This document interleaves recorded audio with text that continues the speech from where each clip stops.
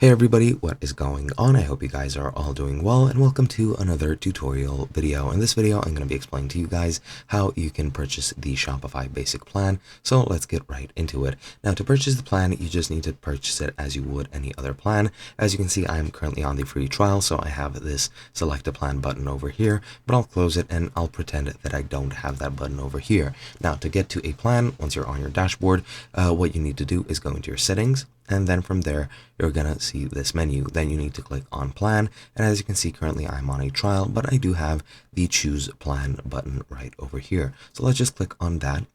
And as you can see, you have all of these options. The first one being basic, which is for solo entrepreneurs. You can click on this button to see a full list of features where you can decide using this information which plan is best for you. But if you want the basic plan, you just need to click here to select the basic one, and then you need to enter your credentials for payment. You can save with a yearly billing. If you want a yearly billing period, just select this one.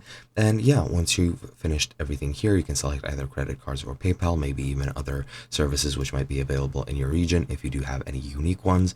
And once you do that and subscribe, that should be pretty much it.